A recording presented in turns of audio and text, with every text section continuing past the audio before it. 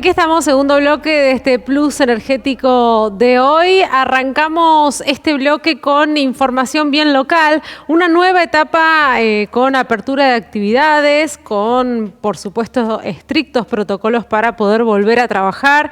Lo hemos visto en comercios aquí en la ciudad de Neuquén, por ejemplo, lo hemos visto en otras actividades comerciales y también hay una nueva etapa de apertura en el trabajo en los pozos petroleros, en el trabajo petrolero, en la actividad hidrocarburífera. Queremos saber cómo se trabajó, cómo justamente se pensó en abrir esta etapa, en cómo se han desarrollado los protocolos para poder llevar a cabo el trabajo, por supuesto teniendo en cuenta las medidas sanitarias, cuidando la salud de los trabajadores. Y está en línea con nosotros gentilmente el subsecretario de Trabajo de la provincia de Neuquén, Ernesto Seguel, a quien saludamos. Aquí Jorgelina Reyente, Raúl Vila, que está también aquí con nosotros en el estudio. ¿Cómo le va, Seguel? Gracias por atendernos. ¿Qué tal? Buenas tardes, Jorgelina. Buenas tardes, Raúl. Un saludo para ustedes, para toda la audiencia y, por supuesto, gracias por el espacio y a disposición de ustedes. Bueno, básicamente lo que queríamos consultarle y charlar con ustedes, cómo se han ido pensando estas medidas, cómo se han ido pensando los protocolos para poder llevar a una apertura de la actividad, sobre todo hidrocarburífera, teniendo en cuenta las medidas sanitarias a seguir. Bueno, usted sabe que todo esto se inicia con esta lamentable situación que nos toca vivir al mundo, a la Argentina y a los neuquinos en particular, del virus denominado COVID-19. En este sentido se ha ido avanzando juntamente con la autoridad sanitaria en una serie de medidas orientadas fundamentalmente a evitar y a poner un coto a lo que tiene que ver con la situación de riesgo y obviamente de contagio. Entonces, primero se comenzó con todo lo que tenía que ver con los protocolos de protección personal, esto es, como todos conocen, lo que hoy se denomina el barbijo tapaboca, lo que tiene que ver con la mascarilla facial, según el tipo de actividad que se trate, o los anteojos, sí, más las medidas que tienen que ver obviamente con la higiene permanente, tanto del trabajador como de los elementos que se utilizan para el trabajo. En la actividad hidrocarburífera es un tema complejo porque además usted tiene que guardar la distancia social. En esto de la distancia social hay algunas actividades que es mucho más difícil que otras de mantener este espacio y entonces a partir de ahí se hicieron protocolos tanto con la Superintendencia de Riesgo de Trabajo, que sacó una serie de medidas directamente orientadas al COVID-19, como así también la Autoridad Sanitaria Provincial a través del Comité de Emergencia, que se ha venido trabajando con las distintas áreas, energía, trabajo, salud, pero, insisto, salud es quien lleva adelante la voz cantante porque justamente estos protocolos tienen que ver con una cuestión de salubridad. Así es que se ha pensado y se ha ido monitoreando primero la cuestión práctica de cuáles son las actividades y se ha sacado una resolución por la Jefatura de Gabinete del Ministro del Gobierno de la provincia, que es la resolución 024, del 10 de marzo. Sí, del lunes. A ver, Seguel, ahí está.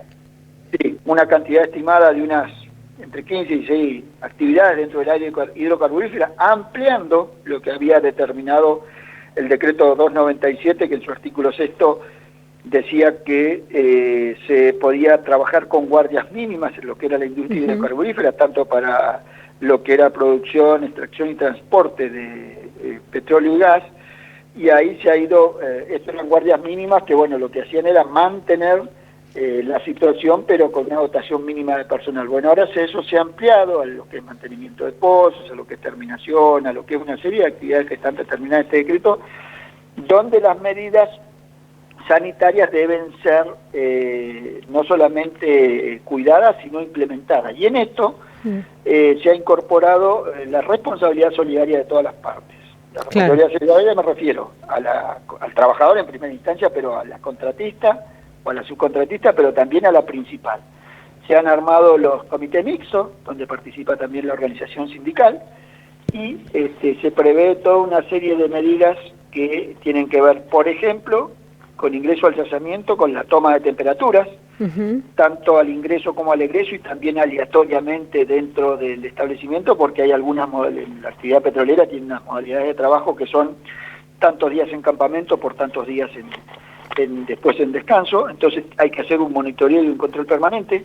Se ha tenido como también premisa la priorización de los trabajadores locales, porque usted sabe que hay provincias que tienen circulación local y que esto implicaría un riesgo y no pueden no avanzar sin una cuarentena previa, así que esto es contraproducente, por eso nos ha pasado que en muchos lugares hemos hablado tanto con las cámaras empresariales como con la organización sindical, ir priorizando los trabajadores locales por sobre los que tengan su historia laboral en la empresa, pero que provengan de otras jurisdicciones.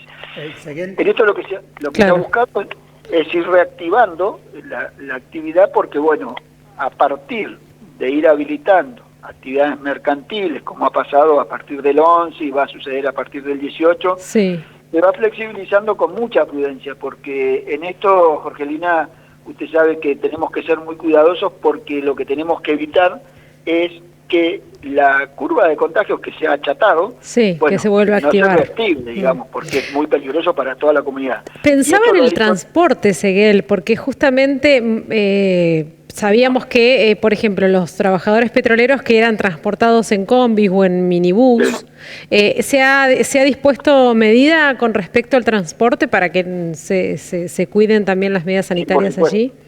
Sí, por supuesto. Mire, en principio para todas las actividades en general, pero para el petróleo en particular, primero, el transporte si es del propio trabajador, su vehículo, que lo puede hacer, y si no, a través de los mecanismos de transporte, como usted bien refería, lo que históricamente se conocía con combis o transportes que son públicos. Bueno, en el caso de las combis tienen que guardar la distancia necesaria, la distancia social preestablecida, que es de 1,5 metros, 2 metros, por lo tanto, si usted tiene un vehículo que tiene, por dar un ejemplo, 20 asientos, bueno, no va a ocupar los 20 asientos, ocupará fila por medio, y ocupará con una densidad de trabajadores que permita el espacio físico según el vehículo de que se trate, pero el vehículo no puede ir completo, porque si usted lo completa no respeta la distancia social.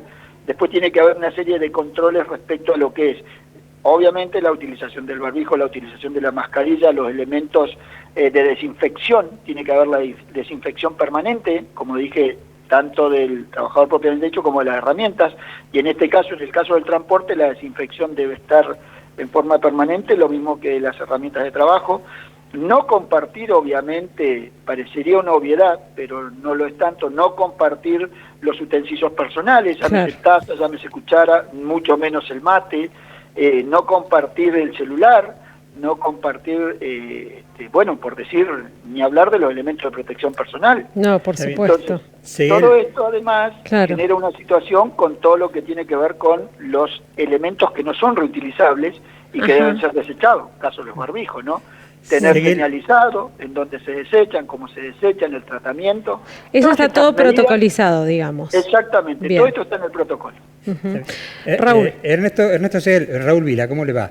¿Cómo estás, Raúl? Buenas tardes. Bien, obviamente le tengo que preguntar algo, porque sabemos que la provincia tiene determinadas situaciones en estos momentos, y una de las preguntas que todo el mundo se hace es, ¿esta pandemia generó caídas de puestos de trabajo específicamente en la industria? Porque hay muchos rumores sobre eso, tanto desde YPF como también de las empresas, de las pequeñas y medianas empresas, que están muy preocupados, y en realidad ver un poco cómo el gobierno está viendo esto y si realmente hay una estadística de los puestos de trabajo que se han caído.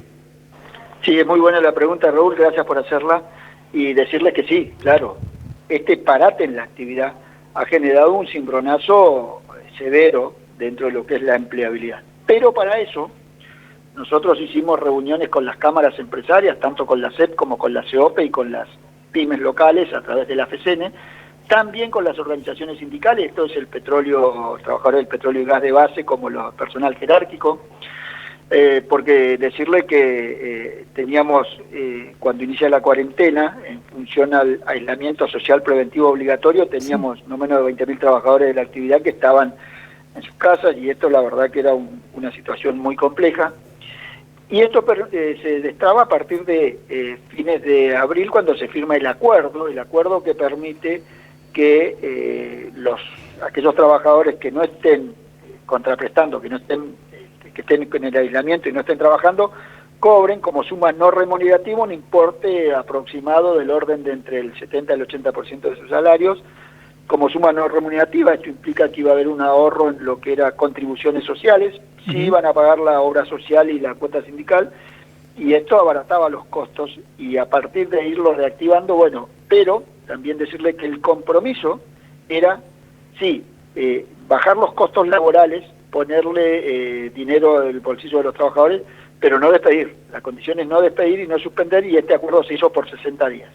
Este acuerdo, como usted sabe, lo firmó la actividad petrolera, lo firmó la actividad de la UOM, lo firmó ESMATA, lo firmó Gastronómicos, hubieron distintas organizaciones sindicales que fueron sumándose, y yo le diría que en el caso de la actividad petrolera o hidrocarburífera, fue una de las primeras, inclusive antes que la CGT, junto con la UIA, firmaran el acuerdo marco, que habla del 75%, y la condición es esta, ¿no? Pero después tenemos otras actividades que se han complejizado y mucho, como es la actividad hotelera, la actividad turística, donde los trabajadores por temporada, que es lo que ahora estamos viendo a través del Consejo Federal, es complejo. Y después, todo lo que tiene que ver con el rubro también, que es complementario a lo que es la actividad petrolera y que también tenía un avance importante, es la construcción, ¿no? Donde hay firmas como EDEVESA que tiene una situación muy compleja y que la verdad que se está hablando con todos para buscar mecanismos, y para eso el Estado ha salido a atender la problemática, tanto con el salario complementario, que es parte desde un salario mínimo vital y móvil de 16.875 pesos a 2 salarios mínimos vital y móvil máximo, que es 33.750, acompañando, y la diferencia la paga el empleador, acompañando a todas estas actividades.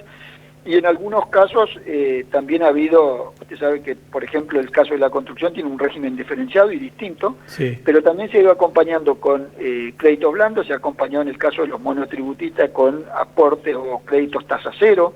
En fin, hay una serie de medidas para atender a los sectores más vulnerables, pero es cierto que hay una situación compleja en el mercado laboral con esta situación del COVID-19, donde hay actividades que realmente es difícil que vuelvan en el corto plazo, y yo le comentaba esto de la hotelería, la gastronomía, el turismo, que son actividades que en el corto plazo no, y bueno, todas estas fuentes de trabajo que se generan, bueno, hay que trabajarlas en forma conjunta con el aporte del Estado para el sostenimiento del empleo. Pero hay una situación muy compleja y difícil en todo lo que es el mercado laboral local y también nacional, y yo le diría, mire, hace poquito salió un informe de la OIT donde daba cuenta de la cantidad de puestos de trabajo que se perdían en el mundo con esta situación compleja. Sí. Y le digo más, usted que yo lo he leído permanentemente y que es un seguidor de estas temáticas.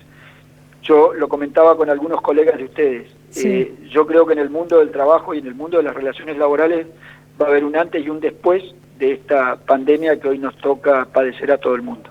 Sí, es verdad. Es verdad. Seguel, gracias por estos minutos, por esta charla, por siempre estar atento a nuestro llamado. Muchísimas gracias. Les agradezco a ustedes el espacio, les mando un saludo, Raúl y Jorgelina, quedo a vuestra disposición, y por supuesto un saludo muy afectuoso a toda la audiencia de 24/7, y como siempre decimos y como dice nuestro gobernador, cuidémonos para que nos cuiden, quedémonos en casa. Un saludo a todos ustedes. Gracias, Seguel. Gracias.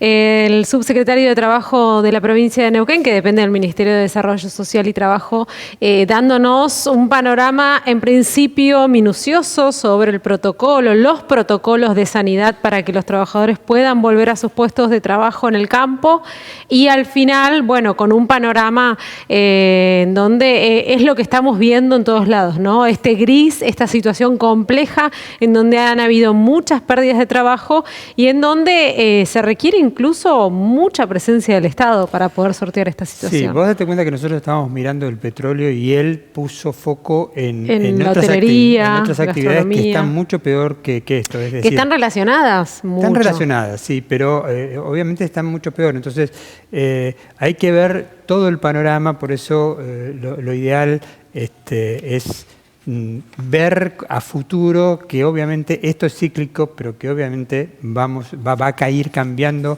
día a día las necesidades laborales de la industria.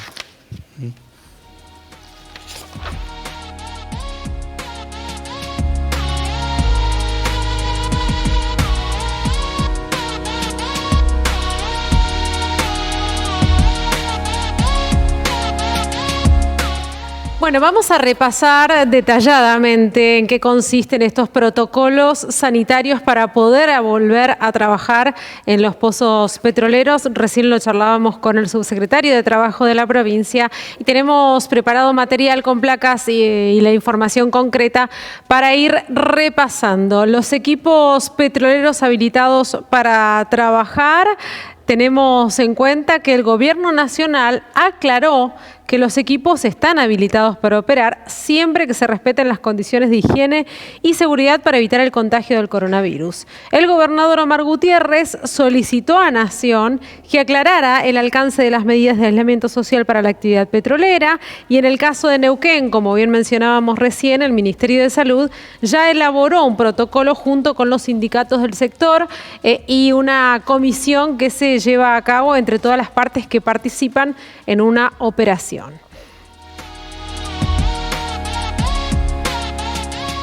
Vemos también que mediante una nota dirigida a los gobernadores de provincias petroleras, el ministro de Desarrollo Productivo, Matías Culfas, respondió que en virtud de lo dispuesto por el DNU 297 del 19 de marzo, las actividades orientadas al sostenimiento de la extracción de petróleo y gas están habilitadas para operar.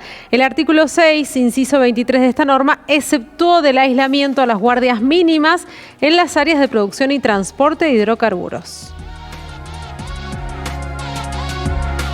Las actividades que pueden funcionar, vemos allí en la placa que está habilitado el mantenimiento correctivo, mantenimiento preventivo en aquellos casos en los que sea estrictamente necesario para seguir operando con seguridad, las actividades de pooling, las pruebas de seguridad para pozos, las operaciones para abandono de pozos, únicamente los que poseen comprometida la integridad o se encuentran en zonas próximas a la zona habitada, a la población.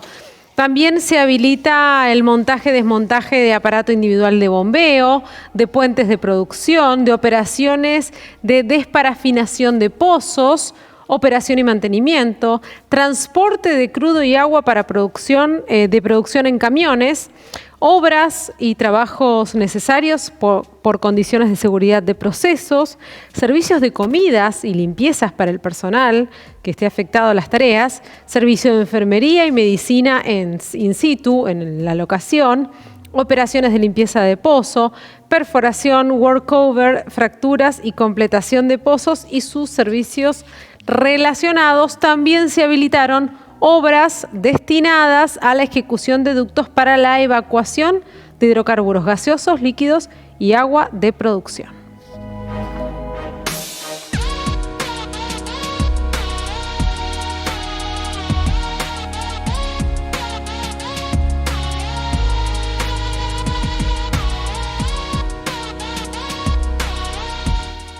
Y tenemos más números para seguir analizando cómo se ha comportado el sector hidrocarburífero en los últimos meses, en medio de esta crisis económica mundial, en medio de esta pandemia, lo que ha ocurrido y lo que nos está dejando este COVID-19 en materia de números. Vemos, por ejemplo, que la producción de abril fue de 436.000 barriles por día. Estamos hablando de la producción de petróleo en Argentina. Es una reducción de 50.000 barriles del momento previo a la pandemia en febrero. La proyección es también lo que veníamos charlando desde el principio del programa. Hay una tendencia a seguir bajando esta producción, que fue de 436.100 barriles por día en la cuarta semana de abril, en un balance del Gobierno Nacional de acuerdo con los datos suministrados por las principales empresas productoras del país. Esta cifra es un 10,4% menos que en febrero y una contracción de alrededor de 50.000, como les decía, 400 barriles por día en la producción que se venía generando en el contexto previo a la pandemia, tendencia que continúa a la baja. Estos datos corresponden a un pedido de la Secretaría de Energía de Nación a las empresas productoras. Sergio Lanciani solicitó que informaran semanalmente la evolución de la producción de petróleo y gas. Son 15 las empresas que cumplieron rápidamente, representan el 94% de la producción petrolera argentina. Y YPF fue la empresa que más afiló la tijera, así se dijo. En marzo produjo 242.300 barriles por día en todas sus operaciones en el país, y en la cuarta semana de abril reportó 217.100 barriles, una disminución del 10%. Veremos cómo se va reactivando, si es que van a poder ir mejorando en el corto plazo estos números de la producción de petróleo de barriles por día en la Argentina.